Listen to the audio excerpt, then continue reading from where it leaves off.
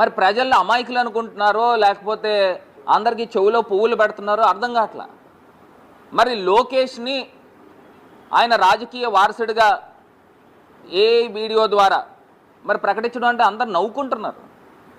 అక్కడ నందమూరి కుటుంబానికి సంబంధించి ఒకటి కూడా కనబడలా, బాలకృష్ణ కనబడలా, లేకపోతే జూనియర్ ఎన్టీఆర్ కనబడలా, ఎవరు కనబడలా. కాకపోతే భజన, దాన్ని అంటారు కదా, ఏదో సినిమాలో చెప్తారు భజన భజన. 3 రోజుల పాటు అక్కడ జరిగింది ఏంటంటే పూర్తి స్థాయిగా మనకు కనబడేది ఆత్మస్తుతి పరనింద. ఇంకా అంత తప్పితే ఇంకా అక్కడ ఏమి కూడా కనబడలే. ఇవాళ రాష్ట్ర ప్రజలందరూ కూడా గమనించి మనం కోరుతా ఉన్నాం. ఇవాళ ఒక్క పథకానికి దిక్కుమొక్కు లేదు, సంవత్సర కాలం అయింది. మళ్ళీ అక్కడ చెప్తా ఉన్నారు ఇంకో 30 సంవత్సరాల పాటు మనమేం చెప్తా ఉన్నారు. మీరు ముందర ఒక సంవత్సరంలో మీరు చేసింది ఒకసారి రోడ్లపైకి వచ్చి ప్రజలు ఇంటింటికి కూడా వెళ్ళండి. మరి నేను చెప్తా ఉన్నా, దుమ్మెత్తి పోస్తారు ఇవాళ ప్రజలు. మీరు ఇంటింటికి కనుక వెళ్తే ఒక్క పథకం ఇలా.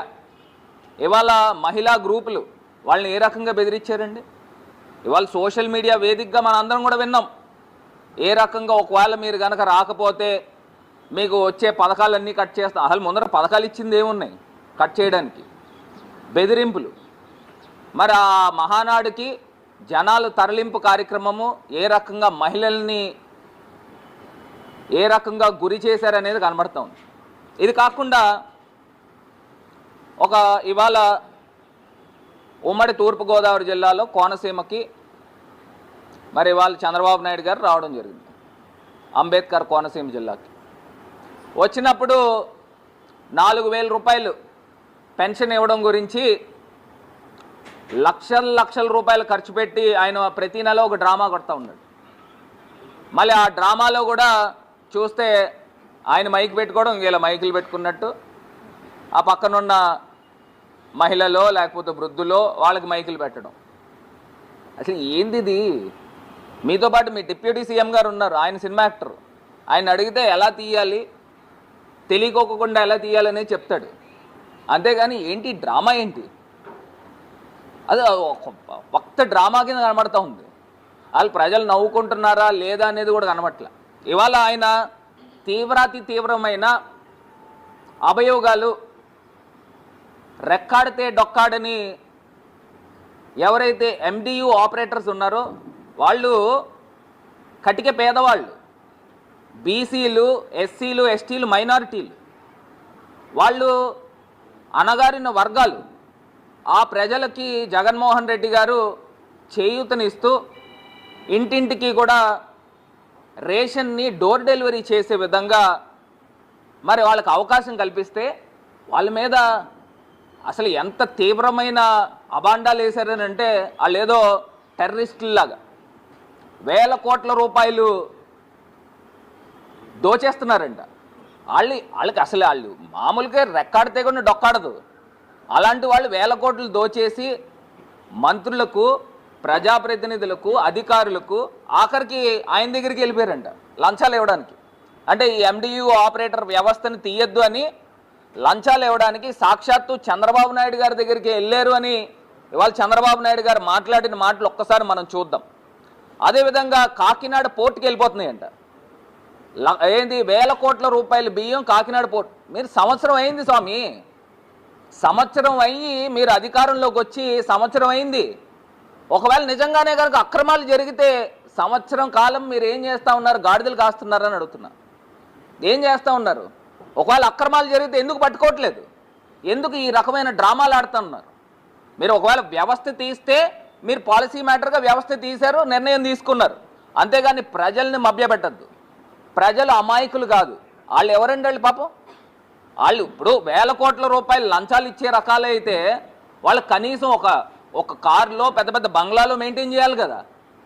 వాళ్ళు ఎవరండి? వాళ్ళు అణగారిన వర్గాల మీద ఈయన అగ్రవర్ణుడు ఏ రకంగా వాళ్ళపైన అబాండాలు వేస్తూ ఉన్నారు. ఒక్కసారి ఆయన చెప్పిన మాటల్లోనే విందాం.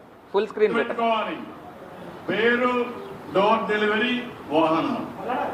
ఈ వాహనాల్లో బియ్యం తీసుకుపోవడం, రోడ్డు మీద ఇచ్చినట్టు ఇచ్చి మళ్ళా బియ్యం తీసుకొని నేరుగా కాకినాడ పోర్టుకు వస్తుంది. ఎంత కరుడు కట్టిపోయారంటే ఈ దుర్మార్గులు వేల కోట్ల రూపాయలు ఖర్చు పెట్టే మాఫియా తయారైపోయారు. రాజకీయ నాయకులు కొనే పరిస్థితికి వచ్చారు, ఆఫీసర్లు కొనే పరిస్థితికి వచ్చారు, మాఫియాలుగా తయారైపోయారు. నేను ఒకటే చెప్తున్నా, నాకు అన్ని తెలుసుకొని చెప్పడంలో ఇక్కడ వాళ్ళ కొవ్వు ఎంత ఉందంటే నా దగ్గర కూడా వచ్చే పరిస్థితికి వస్తున్నారు. కాబట్టి వార్నింగ్ ఇస్తున్నా, మాఫియాలు జాగ్రత్తగా ఉండండి. ఎవరు మిమ్మల్ని ఆయన ఏం చెప్తా ఉన్నాడంటే కొవ్వెక్కిపోయారంట. ఎవరు? బీసీ, ఎస్సీ, ఎస్టీ, మైనారిటీలు, అణగారిన వర్గాలు కొవ్వెక్కిపోయి ఆయన దగ్గరకు వస్తున్నారంట. అంటే దేనికి వస్తున్నారు మీ దగ్గరికి? అంటే మిమ్మల్ని అడగడానికి వస్తున్నారా, లేకపోతే మీకు లంచాలు ఇవ్వడానికి ప్రలోభ పెడుతున్నారా? దేనికని అడుగుతున్నా. అక్కడ ఆయన చెప్పాడు ఇందాక, ప్రజాప్రతినిధుల దగ్గరికి వెళ్తున్నారు, అధికారుల దగ్గరికి వెళ్ళి ఒత్తిడి చేస్తూ ఉన్నారు, లంచాలు ఇస్తున్నారని చెప్తా ఉన్నాడు. నాకు అర్థం కావట్లే, ఒక అణగారిన వర్గాలపైన ఏంటి ఈ జాతి దురహంకారం అని అడుగుతా ఉన్నా. వాళ్ళు ఎవరండి అసలు? వాళ్ళు ఎండియు ఆపరేటర్లు అంటే ఆటో డ్రైవర్లు, ట్యాక్సీ డ్రైవర్లు, రెక్కాడితే కానీ డొక్కాడని నిరుపేద కుటుంబాలు. వాళ్ళు ఈయన దగ్గరికి వెళ్తున్నారంట. అంటే ఆయన చెప్పే విధానం ఎలా ఉందని అంటే నన్ను కూడా కొనే ప్రయత్నం చేస్తున్నారనే విధంగా ఆయన మాట్లాడుతున్నాడు. ఒకసారి ఆన్ చేయమ్మా. మిమ్మల్ని కాపాడలేడు, మీ పని మీరు చేయండి. అవసరమైతే మా వాళ్ళకి రైస్ వద్దనుకుంటే నేను వాళ్ళకి కావాలి డబ్బులే కావాలని డీబీటీ కింద వేస్తా, ఒక్కసారి అకౌంట్ లో వేస్తా. ఆ దుకాణం ఆయన చెప్తా ఉన్నాడు, రైస్ అక్కర్లేకపోతేనంట డీబీటీ వేస్తారంట. ఇప్పుడు దాకా మరి ఏం డీబీటీ వేసాం ఈ సంవత్సర కాలంలో నన్ను అడుగుతున్నా. డీబీటీ కిందన మనం ఏం పథకం వేసామని అడుగుతున్నా. ఇవాళ సూటిగా ప్రశ్నిస్తున్నా. సంవత్సరం అయింది మీరు వచ్చి, మీకు ఒకవేళ రైస్ వద్దంటే డీబీటీ వేస్తానంటున్నాడు. అసలు డీబీటీ ఏం వేశారు నాయన అని అడుగుతానా. ఇవాళ రైతులకి రైతు భరోసా, తల్లికి వందనం, మరి ఇవాళ ఫీజు రియంబర్స్మెంట్, ఇవాళ ఇన్ని పథకాలు ఉన్నాయే. ప్రతి మహిళకి 1500 ఇస్తా ఉన్నారు. మరి ఇవన్నీ డీబీటీలే, ఒకటైనా వేసారా అని అడుగుతా ఉన్నా. ఇప్పుడు ఆయన అబద్ధాలు, నోరిప్పితే అబద్ధాలు ఆన్ చేయి. మీకు నచ్చిన నిత్యావసర వస్తువులు మీరు కొనుక్కోవచ్చు. కావాలంటే బియ్యం కొనుక్కోండి, లేకపోతే ఇంకొక పక్కన పోతే మీకు కావాలంటే చక్కెర కొనుక్కోండి, పండుగలు కొనుక్కోండి, గోధుమలు కొనుక్కోండి, కూరగాయలు కొనుక్కోండి. నాకు ఏం బాధ లేదు. కానీ పేదవాడికి ఇచ్చే డబ్బులు పేదవాడికి చేరాలి. మధ్య దళారులు ఉంటే మాత్రం దళారులు. నేను అడుగుతా ఉన్నా, ఇప్పుడు మీరు తీసుకొచ్చే విధానము ఏదైతే ఉందో రేషన్ డీలర్ల విధానము, ఎండియు ఆపరేటర్లు, రేషన్ డీలర్లు ఒకళ్ళపైన ఒకళ్ళు చెక్. ఒకవేళ రేషన్ డీలర్లు ఎక్కడైనా అక్రమాలకు పాల్పడితే ఈ ఎండియు ఆపరేటర్లు పైన చెక్ ఉంటారు. నువ్వు ఎందుకు తింటున్నావు, ఇగో ఈ బియ్యం ఏమైంది, లేకపోతే ఈ చక్కెర ఏమైంది, లేకపోతే ఈ పప్పులు ఏమైంది అని వీళ్ళు అడుగుతారు. ఒకవేళ ఎండియు ఆపరేటర్లు కనుక వాళ్ళకి ఇవ్వకపోతే ఈ రేషన్ డీలర్లు అడుగుతారు. ఒకళ్ళపైన ఒకళ్ళకి చెక్ ఉండే కార్యక్రమం ఉంది. మరి మీరు తీసుకుని వచ్చి ఎవరైతే సుమారుగా 30,000 దగ్గరగా రేషన్ డీలర్లు ఉన్నాయో రాష్ట్ర వ్యాప్తంగా, గతంలో మా ప్రభుత్వం వచ్చినప్పుడు వాళ్ళని తెలుగుదేశం పార్టీకి సంబంధించిన కార్యకర్తలే ఉన్నారు చాలామంది. వాళ్ళని ఎవరిని కూడా ఏ తప్పులు లేకుండా ఎవరిని తొలగించలేదే. మరి మీరు చేసే విధానం ఏంటి అని అడుగుతా ఉన్నా. ఇవాళ సాక్షాత్తు తెలుగుదేశం కార్యకర్తలు మీ గవర్నమెంట్ వచ్చిన వెంటనే మా తాలూకా కొంతమంది నాయకురాళ్ళ పేర్ల మీద ఉన్నాయి, ఇమీడియట్గా తొలగించారు.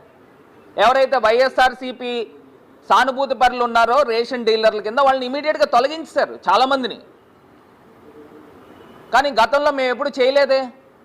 మీరు రేషన్ డీలర్లను తీసుకుని వచ్చి వాళ్ళని దళారీ వ్యవస్థని ప్రోత్సహించే విధంగా మీరు చేస్తూ ఉన్నారనేది ఇది ముమ్మాటికి నగ్న సత్యమని ఈ సందర్భంగా తెలియపరుస్తున్నా. నేను ఒకటే చెప్తున్నా, మీరు అంటా ఉన్నారు కాకినాడ పోర్టుకి 1000 కోట్ల రూపాయలు బియ్యం వెళ్ళిపోతూ ఉందని.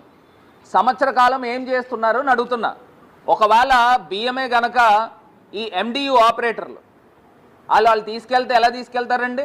ఒక ఆటోలో తీసుకెళ్తారా? అంటే సీజ్ ద షిప్ టైప్లో షిప్లోకి వీళ్ళు ఆటోలు తీసుకుని వెళ్ళి షిప్లో పెడతారా? ఎలా తీసుకెళ్తారు? వేల కోట్ల రూపాయల మాఫియా ఎలా తయారవుతుంది? ఒకవేళ నిజంగా మాఫియా జరిగితే మీరేం చేస్తూ ఉన్నారు? సంవత్సర కాలంలో ఇంత పెద్ద మాఫియా జరిగిందని మీరు చెప్తా ఉన్నారు కదా, ఎవరిని పట్టుకున్నారు? ఎవరు ఎన్ని వందల కోట్ల రూపాయలు బియ్యాన్ని అక్రమార్కులుగా ఈ ఎండియు ఆపరేటర్లు చేశారు? పోనీ ఒక ఎండియు ఆపరేటర్ అయినా కనీసం 1 కోటి రూపాయలైనా సంపాదించాలి కదా. ఇప్పుడు మీరు చెప్పే వేల కోట్ల రూపాయలు మీకే లంచాలు ఇచ్చేదానికి ఈ ఎండియు ఆపరేటర్లు తయారయ్యారని మీరు చెప్తా ఉన్నారు.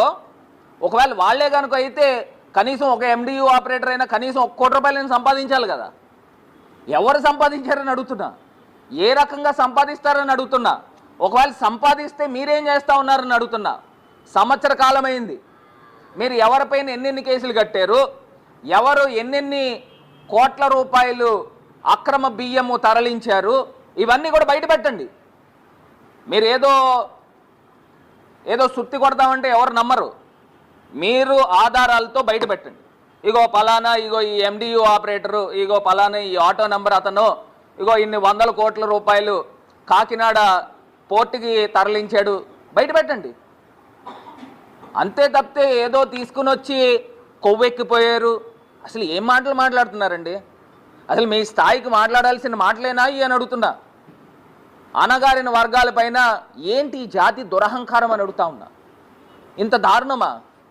అసలు మనం మాట్లాడేదానికైనా మనకైనా కొంచెం మనకు కూడా కొంత మనస్సాక్షి ఉంటుంది కదండి.